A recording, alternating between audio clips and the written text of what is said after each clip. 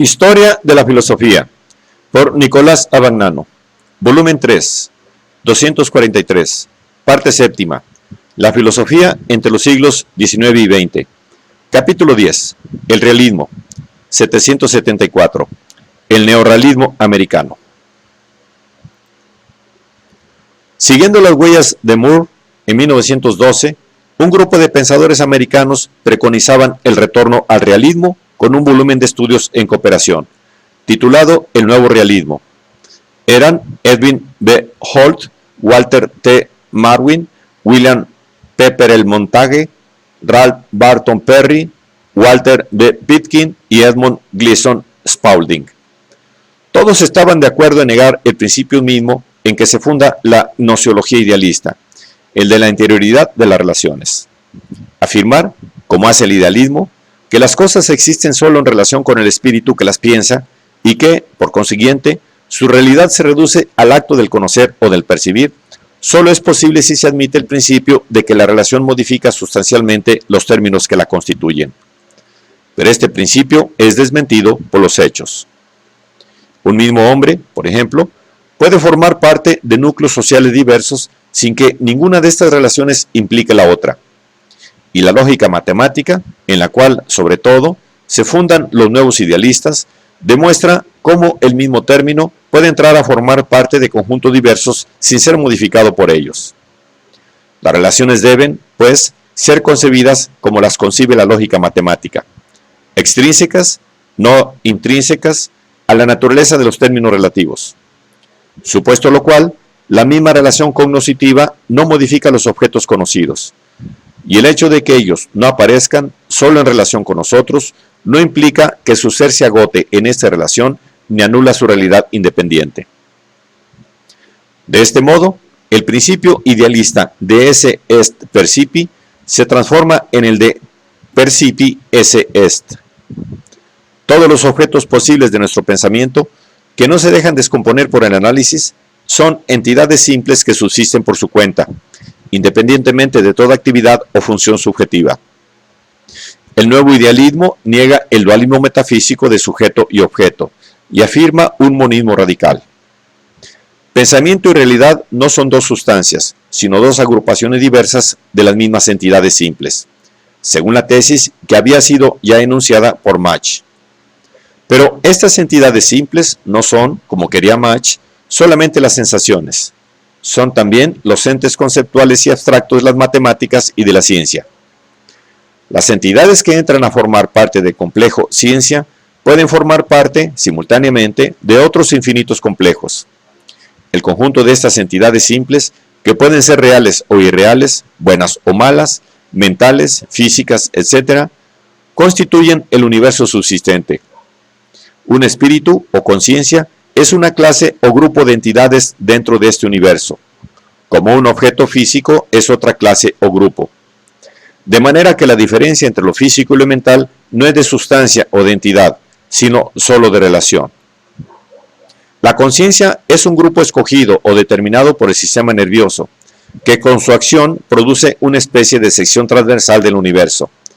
De la misma manera que un haz de luz, vagando sobre un paisaje e iluminando este o aquel objeto, define una nueva colección de objetos que sin embargo son y permanecen como partes integrantes del paisaje.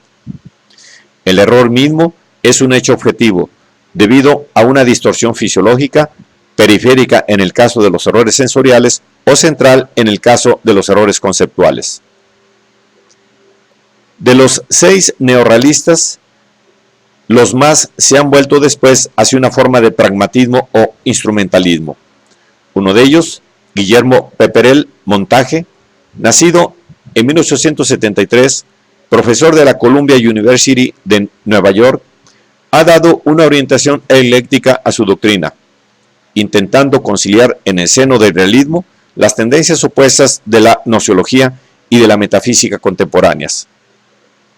Los caminos del conocer, 1925, Los caminos de las cosas, 1940. Por lo que se refiere a la gnoseología, Montague distingue en ella dos problemas: un problema lógico sobre el criterio último de verdad y un problema epistemológico sobre la dependencia o la independencia de las cosas respecto del sujeto cognoscente. Con respecto al primer problema, Montague distingue 6 métodos diversos: autoritarismo, misticismo, racionalismo, empirismo, pragmatismo, escepticismo, e intenta establecer una federación de tales métodos, delimitando para cada uno de ellos el campo de su aplicación legítima.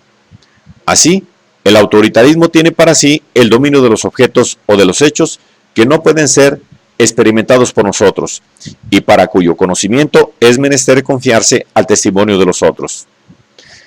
Al misticismo queda asignado el dominio de los valores últimos y no instrumentales, y de las supuestas verdades últimas e inefables. El racionalismo se aplica, en cambio, a las relaciones abstractas y también a los conjuntos de hechos particulares en cuanto admiten entre sí relaciones conmensurables. El empirismo es el método más ampliamente aplicable, porque es el único que se refiere a los hechos y a las relaciones particulares, y es incluso susceptible de ser empleado indirectamente en los demás campos. El pragmatismo, que es falso en el mundo del conocimiento, porque en este el individuo debe subordinarse a la vida externa, es verdadero en el caso de los intereses prácticos, cuya satisfacción se obtiene mediante la subordinación del medio externo al individuo. El escepticismo, en fin, ejerce una útil función negativa y limitadora, mostrando que ningún conocimiento humano es absolutamente verdadero. Respecto al problema más estrictamente gnoseológico acerca de sí, y en qué medida los objetos conocidos tienen existencias y caracteres independientes de su relación con el objeto cognoscente, Montague distingue 3 posiciones fundamentales. La primera, la del objetivismo, atribuye la existencia tanto a los objetos de la experiencia verdadera como a los de la experiencia falsa, y anula, por tanto, toda distinción entre lo real y lo irreal. La segunda, la del dualismo, separa los datos sensibles de las cosas externas, que son tenidas como causas de ellos. La tercera, la del subjetivismo, afirma que los objetos no pueden existir independientemente de la conciencia, y que por esto su realidad se resuelve en la misma conciencia. El realismo constituye la reinterpretación y la conciliación de estas 3 posiciones. El objetivismo es falso en cuanto afirma que todos los objetos percibidos tienen existencia física actual, pero es verdadero en el sentido de que tienen siempre un significado o una esencia independiente por la cual son estados de existencia posible. El objeto experimentado es, en todo caso, una entidad lógica independiente y, por tanto, es más que un simple estado del sujeto percipiente.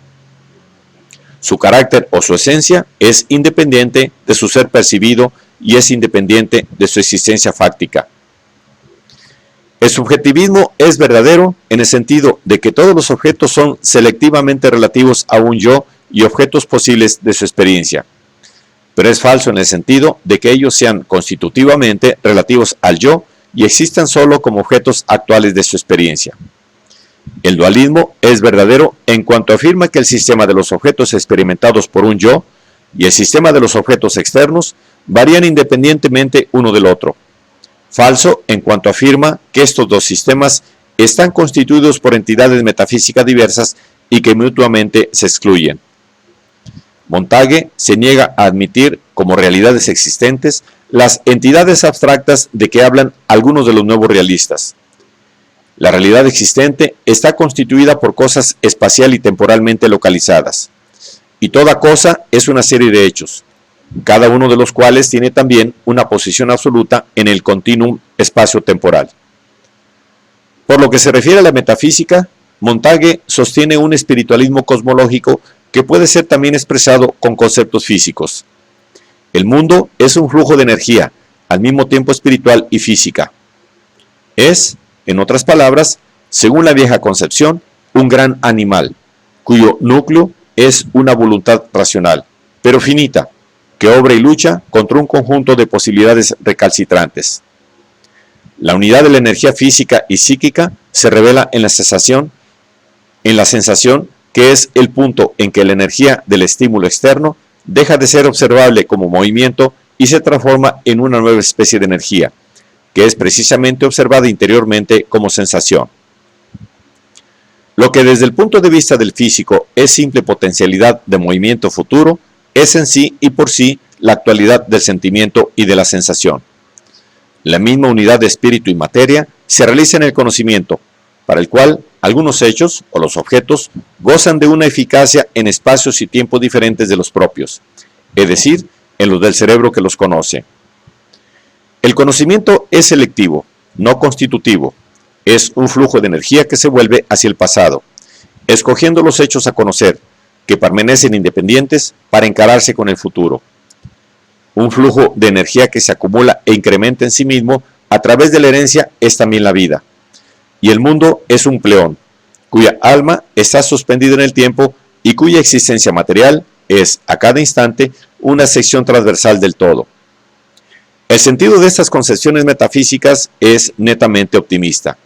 Significan, según Montague, que el mundo es espíritu y que nosotros somos espíritus, y que quizá compartimos hasta la inmortalidad de la vida que nos contiene y sostiene.